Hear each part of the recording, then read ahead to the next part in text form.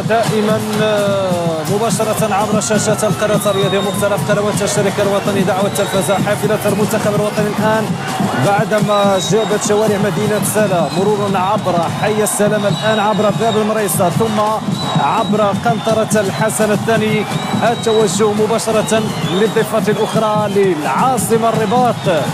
تابعنا صور خيالية صور للتاريخ وستتواصل الاحتفالية بصور أخرى أكثر جمالية في هذا اليوم الجميل والمشهود.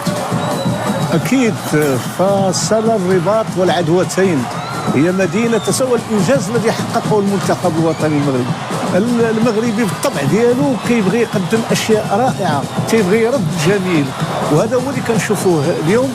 فهذه صور تاريخية، هذه صفحة أخرى من صفحات المجد اللي كيعيشها، وهذه محطة أخرى من محطات المسيرة مستمرة، المسيرة يعني لن تتوقف، مسيرة النماء، مسيرة إنجازات، مسيرة التقوية. والمغرب الرياضي اليوم يعيش واحدة من أجمل اللحظات ديالو مع القاطرة اللي هي كرة القدم الوطنية. وأوراش التنمية أمامكم، أوراش التنمية أمامكم، العاصمة الرباط، مدينة سلا، المنجزات، الملاعب، وهذه أمور نفتخر بها نحن كمغاربة حينما نتحدث دائما عن الإنجازات وهذا المكاسب المهمة. لأن الذي أعطى الأوامر والتعليمات هو الملك محمد السادس.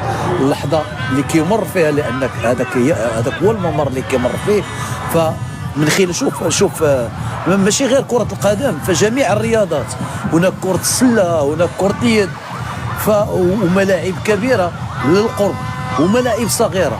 هذا كيأكد على الفلسفة والهندسة التي يتم التخطيط لها بحنكة ودراية كبيرين، لأن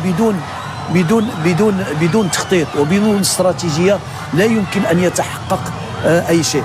فكما قلت أوراش هذا المسرح الذي يعتبر مسرح كبير، برج محمد السادس نصر الله، ويطل عليه البرج، أكبر برج في إفريقيا. فالحمد لله المغرب ينمو بطريقة سريعة ومتوازنة ومسؤولة ومضبوطة على مستوى جميع الميادين. فالحمد لله كما أن لنا الركراكي إطار وطني، فهناك العديد من الركراكيات في مجالات أخرى. هذه سنة الخير، سنة التفاؤل، وتابعنا ما شاء الله الأمطار الخير اللي تهاطلت، وكيف كانت البشائر الخير بالنسبة لعموم مواطنينا المغاربة. زيد على ذلك إنجازات المنتخب الوطني المغربي، هذا يبعث دائما على التفاؤل بأنه وطن الخير والإنجازات. كانت أشياء رائعة، إنجازات في قطر والمطر في أرض الوطن، كانت هناك أشياء رائعة. وثم هذا ليس غريبا على جلالة الملك محمد السادس نصره الله، لأن شغفه بالرياضة وقد تحمل مجموعة من المسؤوليات في مجال الرياضة. كان رئيسا للجنة المنظمة للألعاب المتوسطية 1983 وكانت ناجحة بكل المقاييس. المغرب أيضا عندما استقبل الألعاب العربية في 95 ثم البطولة الإفريقية لألعاب القوى، مجموعة من المحطات. فهذه أشياء رائعة. هناك الرياضة، هناك كرة قدم، ولكن من خلال هذه الجولة نطل على الشبكة الطرقية، نطل أيضا على ما يقوم به الأمن وكيف بسلاسة الآن. فخامة الصور تكفي أيها السادة والسيدات. استقبال الكبار من مملكة الكبار، استقبال الأبطال من مملكة الأبطال، حب الوطن بأجمل الرسائل من أبناء هذا الوطن.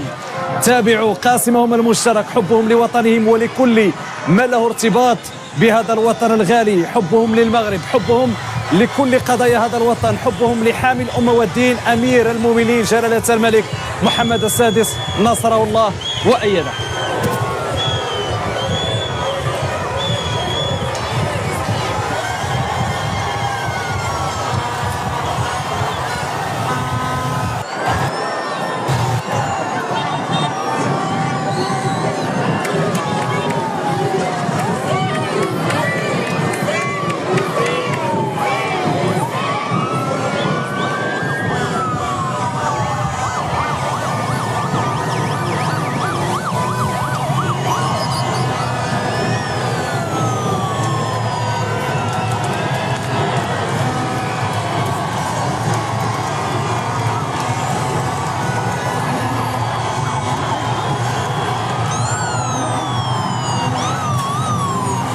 إذا الوصول لباب شالا والعاصمة الرباط تزينت هي جميلة جدا وتزداد جمالا بهذا الاستقبال التاريخي للمنتخب الوطني المغرب.